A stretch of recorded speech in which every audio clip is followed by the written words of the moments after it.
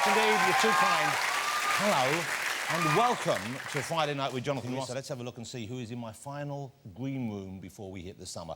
My first guest is a music legend. Ladies and gentlemen, she is the one and only Chaka Khan. There she is. The beautiful, the talented Shaka Khan. Wow, looking lovely, Shaka. Actually, you know what? I feel like I've let you down. I should have introduced you with your full name, really. No.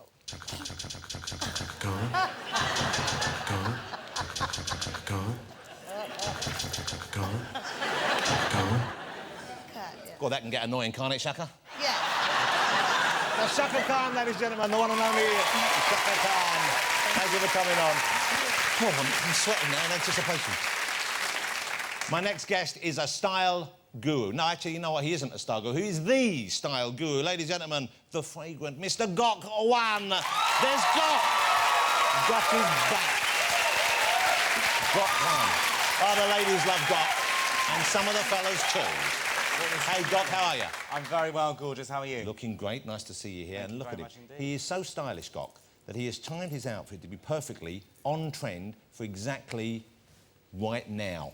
And he saw me earlier. He already condemned this jacket as being far too July the 10th, 2008. I'm a day out. Lovely to have you back, Mr. Gok Wan, ladies and gentlemen. OK. There's Chaka. There's Gok. Gok, I forgot to give you your proper intro. Gok Wan, Gok Wan, Gok Wan, Gok Wan, Gok Wan. That's pretty good, isn't it? That's Gok Wan. My next guest, ladies and gentlemen, is a star of some of the biggest Hollywood comedies of recent years. The 40-Year-Old Virgin, Little Miss Sunshine, Anchorman. It's Steve Carell. There he is. Look at that. What a handsome, thoughtful gentleman. Steve Carell. How lovely to have you here, Steve. I've got a very quiet weekend coming. I'll need everything. Very excited.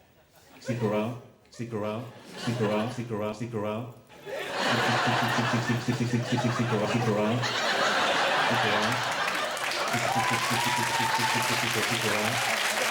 Like that. Oh, imagine if we'd rehearsed as well. Steve Carell is on the show, ladies and gentlemen. Could not be happier that he's here. Now, there are lots of things you don't want to see lying in the cockpit of a plane, right? You know, a whiskey bottle or the pilot or any fundamentalist literature of any faith, OK? But this picture was taken at Heathrow, and that's something you don't want to see there. If you're going closer there, I don't think you can see that. That's a map, ladies and gentlemen. He's got his global A to Z out in the front. That's not reassuring, is it? That was a plane going to Canada, and you'd think surely a plane says they must have sat-nav, haven't they? Everyone else goes, you'd love it, they're flying. After 7,000 miles, turn left. If possible, make a U-turn. Shall we get my first guest out, ladies and gentlemen? Please, will you welcome the wonderful Chaka Khan, ladies and gentlemen. Don't you like that, Chaka? Yeah, Look at that's that. great. I made the effort for you. Thank you. OK, how lovely to have you here. Oh, it's so great to be here. I watch you all the time. Oh, do you really? Yes, in a... On TV or like in a stalking kind of way? Because, you know, this is... Because I didn't know this about Chaka. I don't know if you know this. You live over here in the UK? Right. Whereabouts? For You the live last in 20 London? years. Yes, in West Hampstead. Okay. How long have you been over here for? About 20 years. So you must like it, obviously. Love it. Let me ask you about your name, because I always thought you were Chaka Khan, but it's actually, you meant to say Shaka Khan. Is that correct? Shaka. Yeah, well, you know, you did really well. It sounds a bit rude. Yeah, it does. But that's not your... That was not your birth name. You were No. called... Was it Yvette? Yvette Marie. Okay, Yvette. And you had a sister called... Taka Boom, and... Okay. So when you go out together, do people like calling you Chaka and Taka? Do they say Taka and Shaka are coming round, and Chaka, or Boom and Khan? Or... No. My sister has a very... She's an exuberant personality. Well, like, she'd have to be to live up to that name, wouldn't she? You can't be a shrinking violet and call yourself Taka Boom. Yeah, you better come in booming. Yeah, you got to be larger than life. Yeah, so, you know, she holds her own down very well. OK, now, you watch, I guess you mentioned you watch this show on TV over Yes, there, I which is very do, kind and of you. I understand that you like certain kinds of TV shows in Yeah. particular. What are your favourite TV shows that you watch over here? I like paranormal. Do you believe in ghosts? Yes. You do believe in ghosts. Have you ever seen a ghost? Probably, but I didn't know it. I probably didn't know it. Well, you see, then how do you know? What are you talking about? How can you say, I believe in ghosts, like, you thought it was just a person? Well, it's like angels, you know? Like they say, you never know. You ever heard this? When you're talking to an angel. So you should be nice to everybody. I've never heard that. It's a lovely My expression. grandmother told me that. But I guess that means just be nice to everyone. Be nice to people, Okay, yeah. but seeing a ghost is a different thing. Yeah, it you is. know, you Okay, I have seen some demons really. when I was... When you're in your wild days. Yeah, my wild days. Okay, because this was you kind of tried just about everything available, didn't you? Pretty much. Yeah. Yeah, pretty much. So you probably didn't see demons really then. You were probably just in a little bit. I believe that sometimes mind-altering stuff Yeah. can really open up a door in your psyche. The doors of to perception. make you open. So it was actually useful to you. You felt like it kind of did broaden your horizons and your perception. Yeah, I wouldn't be the crazy person I am now if I hadn't have gone through that phase. You know? How long did that phase last? How many years did you spend where you weren't quite yourself in that way? You weren't controlled. Well, I'll be 4 years sober in Congratulations. November. That's a nice. Normally in America, that gets a round of applause. Come on, let's not let Thank that you. slide down here. That's an impressive thing. Congratulations. Thank you. I don't get too serious, but is it hard for you? Do you find it hard to stay away from things? Is that booze as well, or do you drink a little bit? I don't drink. So do you find it hard? Do you miss that side of your life, or? It's not the booze I miss, it's other stuff. But I'm telling you, I don't really miss it either. I guess as well, you know, it gets easier the more time you're away from it, the longer that you spend away from it. Absolutely. And, you know, it was so crazy. I thought that I'd done the absolute wrong thing when I first got out. For 3 months, anything could make me cry. Really, so you were really emotional, very... Yes, I was feeling like almost for the first time in my entire life, because I'd been doing this since I was 17. So, That's oh wow. Yeah, that's at least 5 or 6 years, I imagine.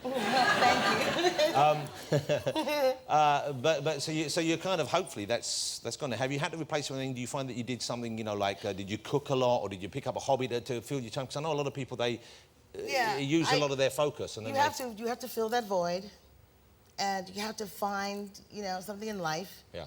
It was really already there. I just wasn't paying attention. You weren't making the most of it. And I was like, you know, really. And so what is that? What has it been for you now? What is the focus now? What keeps you kind of... Well, my family.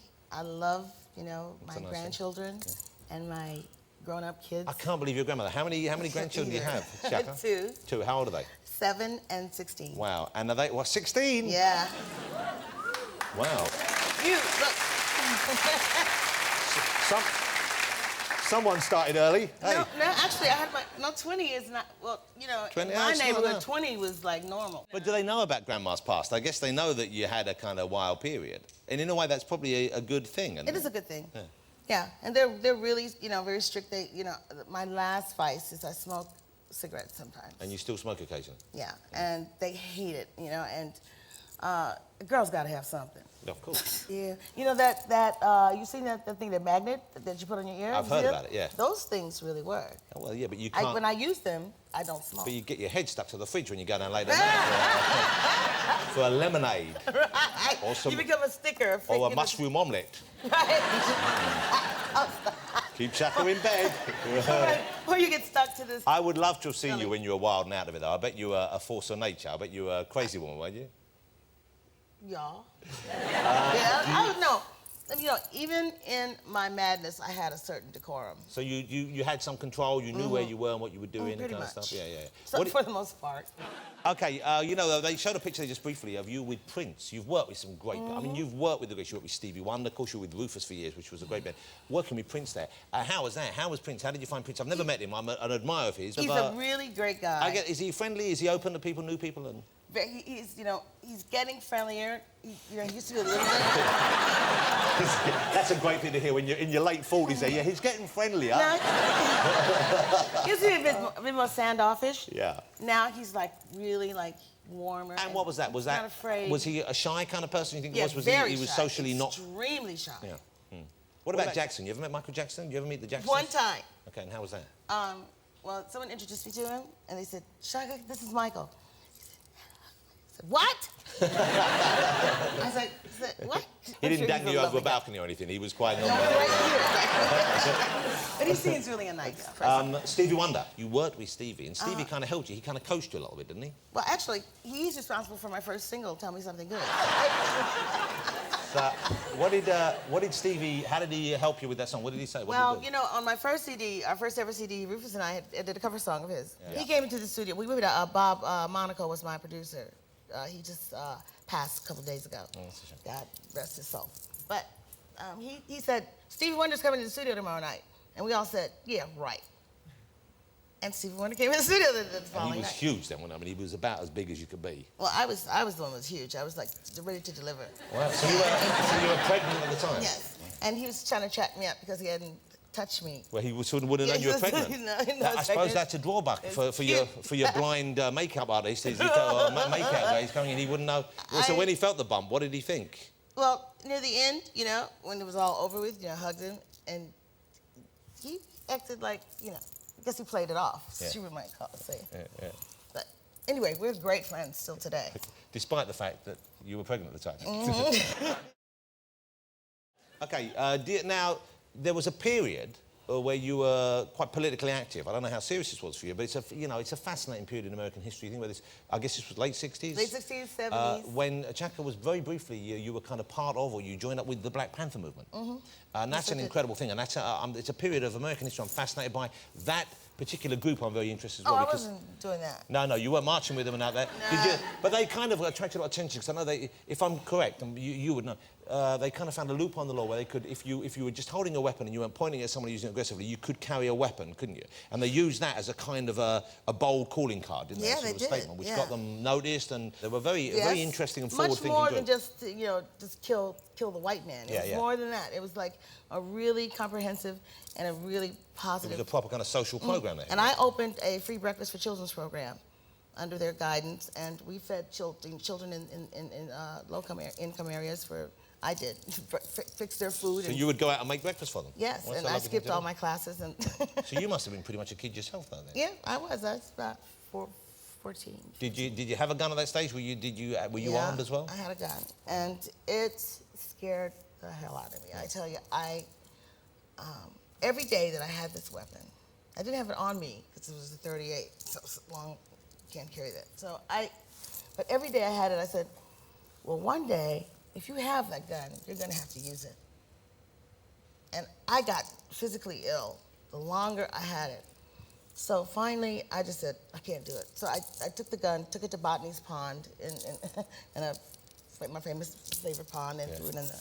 Just threw it away? And decided, you know, that I was gonna, you know, serve humanity in another way. And did you leave the group shortly after that? That's when you cut your affiliation with the group? Yes, I did. Okay. You've had so many hits over the years, so many albums. You've got a new album out now, and you know, this is something often when we have someone who's, don't take this the wrong way, who's been around for a while, right? Mm-hmm. They come on the show with a new thing out, and I think, oh, here they come, and I really want to have that person on the show, and you listen to the album and think, oh, that's a stinker, and you just kind of play about it. I listened to your album before the show. It's terrific. It's great. It's strong. Yeah, and it's got great producers. It's Jam and Lewis, who I love. There's a lot of great. They used to work with Janet Jackson, people like that. Congratulations. Thank you. That must be it must be a great thing, and I hope that you finally get to make some money out of it, because over the years, it seems to me you haven't really done as well out of your stuff as maybe you should. As I should have. Yeah, done. is that because it was possible? Is that you weren't as focused? It was the you were. No, well, it wasn't always. No, it wasn't me. It was really just the way the industry works. Yes. There's a lovely track on it called Angel. That's not the single though. Angel's not, but that is it's a great beautiful song. Isn't it? Yeah, but what's the single going to be? The single is a song called Disrespectful, okay. and Mary J. Blige and I are duetting. Mary J. Blige, that's fantastic. Yeah. Ladies and gentlemen, I'm going to ask you to say thank you to Chaka Khan for me. Before you go though, you know, with that purple top on, you look just like my favourite Quality Street. I could eat you right Your favourite colour? I like that one, and I like the green triangle as well. They're my favourite too. Ladies and gentlemen, she's the one and only Chaka Khan, Chaka Khan, Chaka Khan, Chaka Khan. Chaka Khan, ladies and gentlemen. Thank you. Have a wonderful day. So much trouble. I love you. Thank you very much indeed. You go that way. Oh, you're brilliant.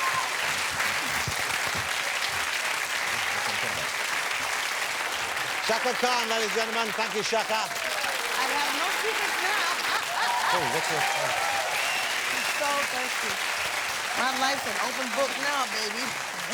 She's fabulous, isn't she? I had a fun. He's really, really funny. Does she mean funny on purpose or funny peculiar, you think? Shall we get my next guest out, ladies and gentlemen? I think we probably should. I think he was about to try and put Manny in a pair of daringly diaphanous pedal pushers. Thanks to that kind of girl, lest we forget. Yeah. He can't wait. Will you please welcome Gok Wan, ladies and gentlemen? Gok Wan, ladies and gentlemen. Look how fabulous, Gok. You look fabulous, Gok. Thank you very much. Hi. Gok always looks fabulous, don't you? Stop it, you big flirt. Oh, but you know, I remember last time Gok was on the show, we talked very briefly about the fact that when you were a kid, you were quite a plump youngster. You were portly. Yes. Now you're so thin. Do you ever worry that you might slip back into that? Do you know what? I've actually gained about half a stone on the last show that I've been working, because you're on set and you're just covered with pizza and cake and sweets and stuff. But you know, like, the thing is, I work so hard. So you're going to keep it off? Yeah. What a year it's been for you, because back then you were fairly well known, you were getting there, but now I can't move for Gok fans. People, I know. It's been like the year of the Gok. People love it. It's like Gok mania. People have gone Gok crazy. Yeah, so it's been amazing. I have to say, you know, without a shadow of a doubt, I've done two more series of Naked since I was on the show last. This is How to Look Good Naked. I'm sure, have you seen this show, ladies and gentlemen, where Gok forces ladies to take their pants off in front of him, and then he lies and says how great they look. No, but it's a lovely show, and I think that's one of the reasons why. I mean, I haven't met a woman who doesn't say she likes you, who doesn't like what you do, doesn't like the way you do it. You know, and it seems to me that part of the thing is that you are so positive about everyone, all shapes and sizes, and you always find the positive, and that's a terrific thing, of course. That must be the answer, I guess. Is the fact that I think so. You know, I think that Naked came along when women and guys, in fact, were fed up with being, you know, bombarded with images in the media, told they had to look a certain way. You had to look a certain way. You've got to try and conform to those guidelines. You know, and we'd gone through the whole debate with Size Zero. The fashion industry were up for speculation about what they were doing, and then, you know, and I think, you know, genuinely, I think that the whole of the world just thought, you know, I want to look this way. I want to celebrate being me. I'm fed up with having to look a certain way. And then that's when Naked came along. And, you know, I don't think we're entirely responsible for changing people's opinions on what we perceive as beautiful, but I think we've definitely contributed to it. And am I right in thinking, because you've done the show always, it's always women, the ladies, you're doing a men's edition, is this correct? Maybe, yeah, maybe. It's in talks at the moment. I wasn't very comfortable with the idea of doing guys. Well, on the show, that is. Now, and so what would you be looking for, and what kind of men would you hope to get your hands on? Are you looking for, like, I'm thinking really fat men, really too thin men, a man who's maybe fat on one side, quite thin on the other side? I'm kind of thinking maybe 6'4", maybe mousy brown hair, not what you're looking for. I'm thinking maybe black suit with some flex through it. Yeah, yeah, baby, I'm talking about you. I want to get you in front of those mirrors. I'm a 6'1½", so you gave me 2.5 extra inches, and that's all you're giving me. That's it. That's as far as it goes. OK, Gok has become something of a global phenomenon, ladies and gentlemen. The show has been sold to many different countries, hasn't it? Where can one see Gok now? It's really big in New Zealand, in Australia, the Czech Republic, Poland, wow, Canada. so most of Europe, most of what we think of as Eastern Europe as well, which is now just all of Europe. Are there people impersonating you? Are there Gok-alikes out there? There are a few. There are a few. Because you're quite an easy one to copy in a way, I would have thought. When I film the show now, even when I'm doing the new show, Fashion Fix, there are a few guys that turn up, and there's one guy that follows around. He's really sweet. And he kind of comes to any stage stuff that I do. He comes along to it. He's got the hair, and what I used to have the hair and the glasses, and he did turn up once, and he had an annual that he'd all my press cuttings of all stuff that I'd done. And that sounds a bit scary. Yeah, no, I freaked out. I have to say. And so, do people try and pass themselves off as you? Because I can imagine you could try and do that once again. Yeah, there's a few. I was filming today actually in Birmingham today. I was filming the show. And the guy that was helping us in the store, he was half Chinese, looked a little bit like me, and he was really proud. And I walked in, I was like, oh my God, it looks like it's like looking in the mirror. He said, yes, they all call me Gok. He was really proud of it. Do you speak any? Because your dad's Chinese, is that right? Yeah. So that's how the family. Dad's Chinese, mum's English. Do you speak any Cantonese or Mandarin? No. When we were growing up, we because my parents are in catering, so they're always working and stuff, and we saw very little of them, to be honest. But it was a very loving family and everything else. But they're grafters, exactly. Yeah, completely. And my dad tried to teach us Chinese, but we couldn't do it. So every Sunday, we were sent to Chinese school. And this would be to learn Cantonese or Mandarin? To learn Cantonese, and also my dad's language, which is Hakka, which is a village language. Yeah, it's a little provincial thing. Exactly, and all my cousins learnt and everything, but I was always really naughty, and I used to sit under the desk and play with the girls and play with their dolls and dress up. And when you said play with the girls, I was going to say, like, do you resent the fact, or do you regret the fact that you didn't apply yourself and learn? Oh my God, absolutely. Because it would have been easy back then compared to now. Totally. I mean, it's one of my biggest regrets is the fact that when we have family do's now, or my dad's talking to his friends and stuff, and I hear him speaking the language. It's such a beautiful language. But it's the intonation. Exactly, it's amazing. Have you been to China? I've been to Hong Kong, not to China. I've been to Hong Kong. I've been out to see where my dad's from. And when I was growing up, it was always very difficult for me to try and latch onto my dad's culture. Well, I guess because you're from Leicester. Is that what, Leicester? Yeah, so Leicester. that would be your culture, really. Yeah, kind of. Yeah, a little bit. But also, there were no other Asian families where we were in the estate that we lived in. And so when I was younger, I couldn't identify with the fact of being Asian or half Asian. Yeah. And I surrounded myself with Indian guys and black guys and stuff, and I had nothing to latch onto at all. Anything that was not Caucasian, exactly. you adhered to I that. knew I wasn't English, but I had nothing to hold on to. And then when I then came to London, and then in my late 20s started becoming very fascinated with my dad's culture and felt that I'd really missed out, and realised probably for a long time I'd not admitted that I was, you know, not just, you know, English speaking, English you're born. part Exactly. Chinese. And now I'm absolutely obsessed with it. It comes out in my work. A lot of the styling that I do has a real heavy Asian influence, and I love the food, and I love it all. And We all love the food. Exactly. Okay. But Leicester, how does Leicester figure in the big scheme of things? Because the only other person I know from Leicester is Gary Lineker, so I'm excited. Exactly, yeah. And recently there was a big debate in the local paper that they wanted to erect a statue in the middle of town. Of you? Well, it was between Gary Lineker and Gandhi. There's a big Asian community. Who in did Leicester. Gandhi play for? No. You understand, Lineker? What's Gandhi doing trying to... Isn't that so like Gandhi? Oh, yeah, look at me. Make a statue of me. He's never scored a goal in his life. But it was between him and Gandhi, and then there was a big debate, and then there was quite a few people wrote into the local papers. Now, we want Gok Wan to be erected in the middle of town. Yeah, so that's... Which I wouldn't mind. You're encouraging him. So it's Gary, Gok or Gandhi. Yeah. The 3 Gs out for the statue. When will you find out who's... Do you know, I think I lost out to Gandhi. Oh. Yeah. It's a Kinda, shame, really. probably really for he the knows best. nothing about shoes. Yeah. You know what I'm But he wears a wrap like Yeah. nobody, doesn't he? saying? Yeah, he does this wrong like a... You're involved in making clothes now as well, or designing clothes? Is this kind another of. thing? Working as a stylist all these years, there's a part of my job that no Because one you ever styled knew. loads of people. Didn't you? I know you styled All Saints for a while. Who else did you style? Who will we know who you... Erasure, Brian Ferry... OK, so you've styled those people, so now you're doing your own stuff. And what kind of clothes are we making here? Is this for gentlemen or for ladies or for both? Or? No, I'm not doing my own range. I do it on the show. So working as a stylist... Oh, I've often... seen this. This is this new show? Yeah. Now, what's this called? This is It's called Gok's Fashion Fix. Gok's Fashion Fix. I've seen this. It's you, and you're helped out by Alexa Chung. Yes, that's Alexa right, Chung, yeah. who's a very pretty young... She's also partially Chinese. Yeah, no, I think she's her dad's three-quarter Asian or something like that. So she's got a bit of an Asian invasion going on. Right. So, and then what do you do on this show? How is this show different to Gok's other show? OK, so How to Look Good Naked obviously is about the body, it's about improving people's confidence. Yeah. And the Strip it fashion, down, build it up again. Exactly. So Fashion Fix is more about the fashion. So it's the idea of giving fashion back to the people. And the main, what they call the spine in TV land of the show that Rich runs through is I go up against 4 fashionistas, which are the biggest buyers in the country. These are people who buy fashion They ranges buy fashion for like only designer clothes, only designer clothes. And what do you have to do? And so basically, we get given a brief every week, and then I have to go and then create 4 outfits, all that come in under £800, and they can send in an outfit from their store. And like, 1 week, all 4 of their outfits came in at £106,000. No. Yeah. And Hold it, 4 outfits, 100, so 25, over 25,000 including the jewellery as well. So, oh my lord, that's absolutely. So and then I had to do it for 800 quid from the high street and then customise it, and that's the main thing. And then we do road test products, and we so loads of stuff. You're saying that you can get that high-end fashion look at a kind of high street price. Exactly. Do what I've done for years. And another thing you do on the show, you have celebrities on and you go through their wardrobes. We do, yes. Every single week we have it. We do. I interview them and go through their own wardrobe, and then we do a section of the show which is called Dirty Laundry, where I call up some of their fashion mistakes over the years. Who have you had on? Who's been your favourite guest so far?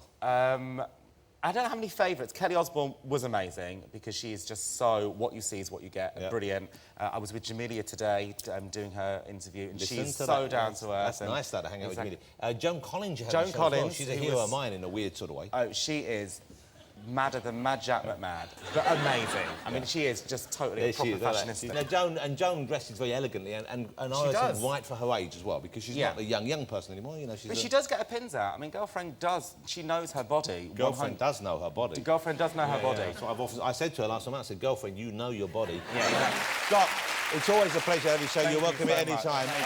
Scott, it's always a pleasure. You're welcome back any time. Gok Wan, ladies and gentlemen. Thank you. Lovely to see you. Great to see you. Take it easy. Yeah, you take it. Thank you. Gok Wan.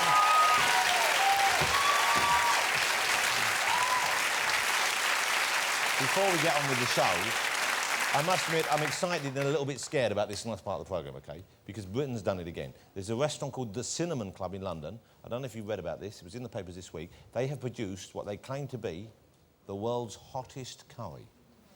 The dish is called the Bollywood Burner, and it uses chilies that are 100 times hotter than a jalapeno. Imagine microwaving lava, OK? On the sun. And that's just the korma version, all right? Now, I've got it here.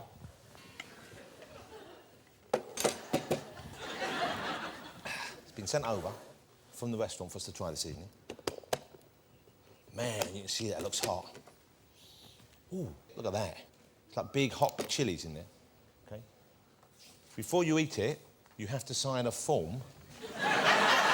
Seriously, they won't sell it to you. They won't let you eat it. We had to agree I would sign this form before I try. It says, allow me to take part in the Bollywood Burner event. I'm going to sign this form.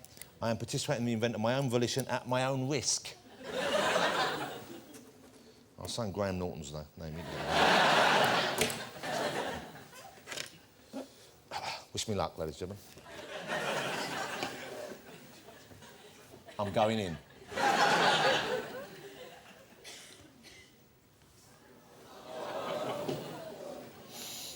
Christ, it's hot.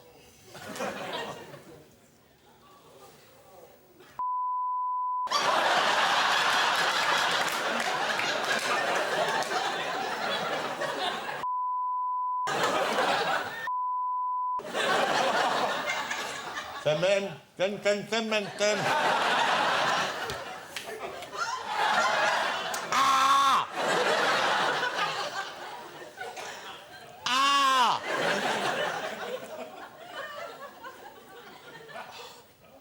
Oh, it's good. That hurts. That genuinely hurts my mouth. Although I'm stupid, what did I expect? They made me sign a form in advance. Look, it's steaming up. These are steaming up.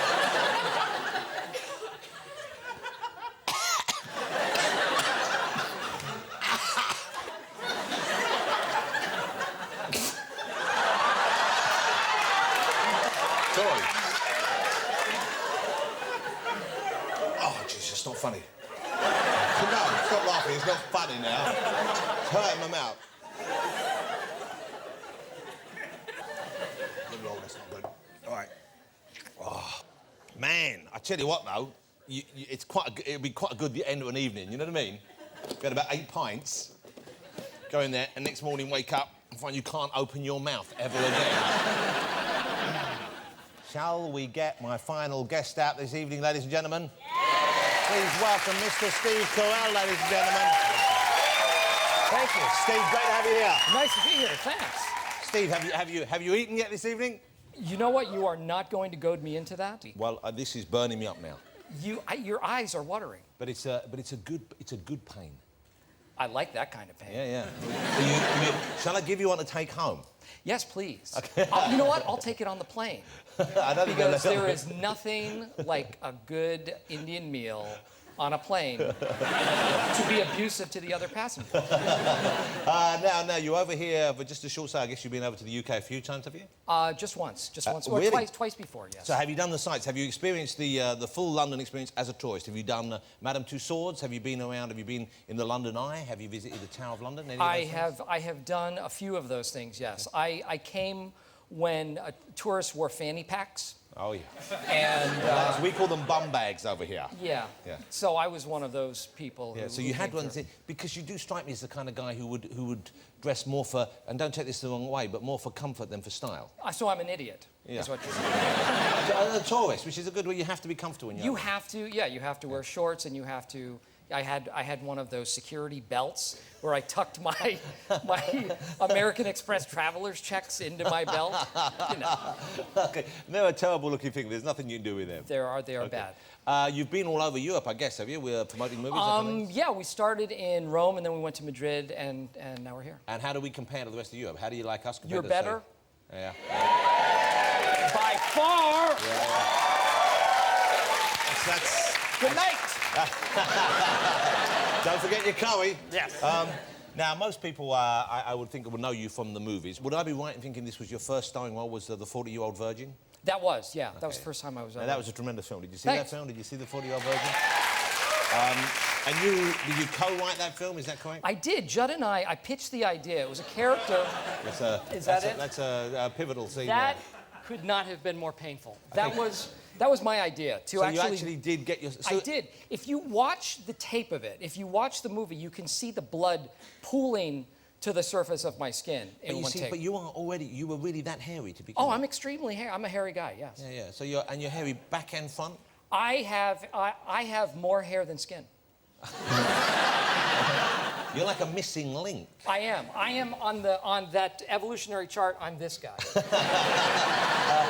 So you wrote the scene knowing that you'd have to perform it, and I have to admire you because you've laid yourself out there for your comedy here, knowing that you would actually get waxed. And I'm assuming you're not the kind of guy who had been waxed before. I had never been waxed. I had never witnessed someone be waxed. I didn't know what waxing involved. The woman who waxed me claimed that she was a waxing expert on her resume, which she wasn't really. She was an actress who had probably seen somebody wax before. Maybe she had been waxed herself once and she thought, might how have hard been can waxed. it be? Yeah. And so she was not that proficient at it. Okay, and presumably then you didn't do too many takes of this because obviously you'd have to wait for the hair to go back. It was one take. That was it. Okay. The toughest part of that is when it starts to grow back in, and hairs don't necessarily want to grow out. So my wife made me wear a T-shirt for a good 3 months after that because it was just a sort of. And also you'd have been scratchy on her, I guess. It was scratchy. It was not. Yeah. No, we were not. We were not making children during that period of time. You know, I guess, would it be fair to say that your success came to you a bit later than you would have hoped or you expected? Because I know you were in a comedy troupe for a while, then you did some TV, but really you didn't break through as a sort of a name in your own right until fairly late, did you? Into my 80s, yes.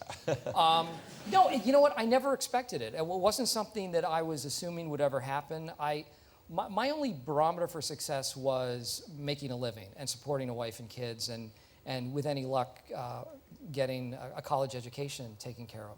But that was really it. So you weren't hoping for fame, you weren't hoping to be a big marquee name or to be as successful as you are right now? No, well, clearly not. I mean, I don't think I exude that sort of magnetism that one would point to and say, well, there's a marquee name coming up. You know, it kind of came to you late. I guess, in a way, though, is that a good thing? Because to be famous or to be successful early on, that can be tough on people, I think. I think it was a good thing in the sense that you never know how you would react being younger. Yeah. I might have been a complete but you never know. So at this point, I feel fairly grounded with my life, and I have a wife and 2 little kids, so... How lovely.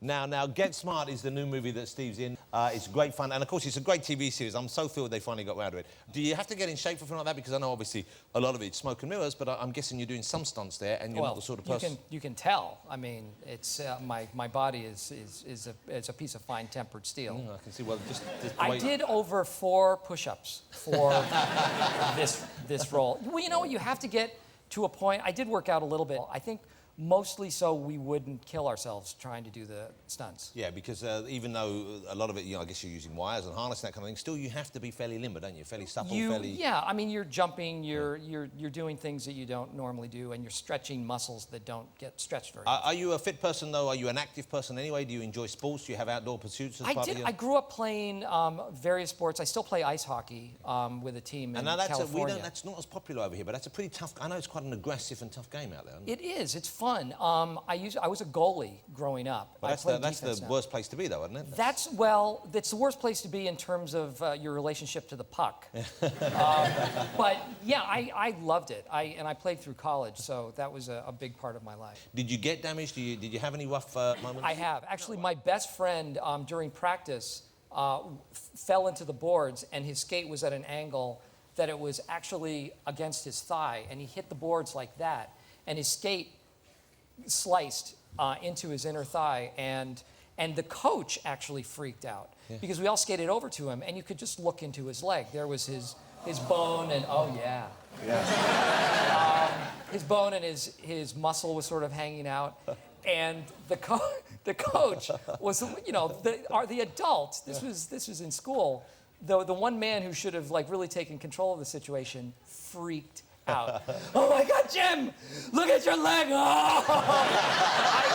I thought he was going to pass out. And it was one of the other players that actually grabbed a towel and applied pressure and kept him from bleeding. So you'd recommend it for children, then? It is a great child's game. That's a great pursuit. And what are you doing next? What's the next project for you? Because Get Smart Out, I know it's already a hit in the States. It's going to be a hit here this summer, I'm sure, as well. What are you going into next? Nothing. Absolutely nothing. This is officially the end of my career. Yeah, yeah. Just going to go off and retire and play ice hockey. I might just have a big scoop of your food. Would you like a little bit to end the evening on? Come There on, is let's no- see it. Come no on. way. Wouldn't you like? Come on, please. You know what? I will smell it. Yeah. Oh, you will eat some. The sign. I'm not gonna eat it. Eat a little bit. I'm not gonna eat. What kind of baby are you? Very big one. You've looked into your friend's leg. What's this gonna scare you? I won't. I will fire for a week. It'll be a lovely memory of the trip. Steve, just dig a finger in and just have a little taste. A tiny bit. Go on. Just a tiny bit. Just of the sauce? Yeah, just a little bit. A bit more than that.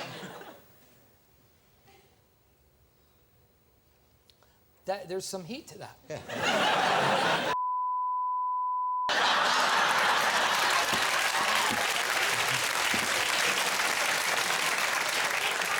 Oh my God. Yeah. Oh my God. I had barely any on my pinky. Oh, this guy.